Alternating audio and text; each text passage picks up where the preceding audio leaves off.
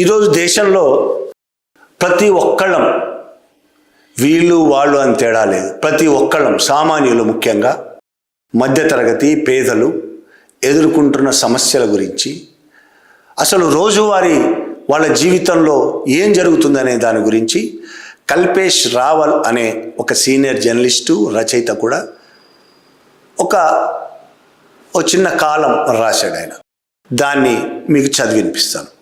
నేను 30 రోజులు పనిచేశాను, ఆదాయ పన్ను చెల్లించాను, మొబైల్ కొనుక్కున్నాను, పన్ను చెల్లించాను, రీఛార్జ్ చేశాను, పన్ను చెల్లించాను, డేటా కొన్నాను, పన్ను చెల్లించాను, విద్యుత్తు కొన్నాను, పన్ను చెల్లించాను, టీవీ కొన్నాను, పన్ను చెల్లించాను, కారు కొన్నాను, పన్ను చెల్లించాను, పెట్రోల్ కొన్నాను, పన్ను చెల్లించాను, సేవా పన్ను చెల్లించాను, రోడ్డుపై కారు నడిపాను, అందుకోసం ముందే రోడ్డు ట్యాక్స్ చెల్లించాను, టోల్ గేట్ల వద్ద కూడా పన్ను చెల్లించాను, డ్రైవింగ్ లైసెన్స్ తీసుకున్నాను, దానికి పన్ను చెల్లించాను, కారు రిజిస్ట్రేషన్ చేశాను, దానికి పన్ను చెల్లించాను, రెస్టారెంట్లో తిన్నాను, తిన్నందుకు పన్ను చెల్లించాను, నా కారు పార్కింగ్ చేశాను, పార్కింగ్ చేసినప్పుడు కూడా ఫీజు చెల్లించాను, నీళ్లు కొన్నాను, పన్ను చెల్లించాను, కిరాణా సామాగ్రి కొన్నాను, పన్ను చెల్లించాను, బట్టలు కొన్నాను, పన్ను చెల్లించాను, బూట్లు కొన్నాను, పన్ను చెల్లించాను,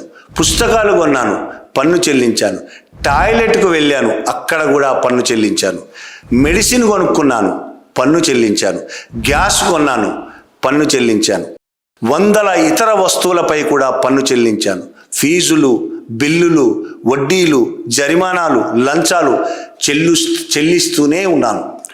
ఇంత నాటకం తర్వాత నేను అనుకోకుండా డబ్బు ఆదా చేస్తే దాని మీద నేను మళ్ళీ పన్ను చెల్లించాల్సి వచ్చింది.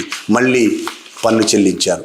ఇన్ని రకాలుగా అడుగడుగునా పన్ను చెల్లిస్తున్న నాకు సామాజిక భద్రత లేదు, వైద్య సదుపాయాలు లేవు, ప్రజా రవాణా సరిగ్గా లేదు, రోడ్లు సరిగ్గా లేవు, వీధి లైట్లు సరిగ్గా లేవు, గాలి మొత్తం పొల్యూషన్ అయిపోయింది, నీరు పొల్యూషన్ అయిపోయింది, మనం కొనుక్కునే కూరగాయలు, పండ్లు విషపూరితమైపోయినాయి, ఖరీదైన ఆసుపత్రులు, వార్షిక ద్రవ్యోల్బణం పెరిగిపోయింది, ఊహించని ఖర్చులు, విపత్తులు, ఆ పైన ప్రతి చోట్ల లైన్ల మీద లైన్లు. మరి నేను ప్రభుత్వానికి కడుతున్న డబ్బంతా ఎక్కడికి పోయింది?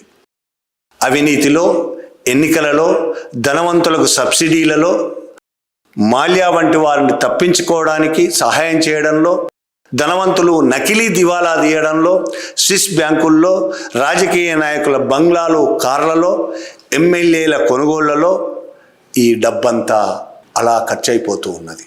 ఇప్పుడు నేను ఎవరిని దొంగ అని పిలవాలి? ప్రతిదానికి పన్నులు కడుతున్న మనం, అడుగడుగునా పన్నులు, ఫీజులు, లంచాలు కడుతున్న మనం, పౌరులమైన మనం అందరం ఎంతకాలం ఈ దుఃఖకరమైన జీవితాన్ని అనుభవిస్తూనే ఉండాలి?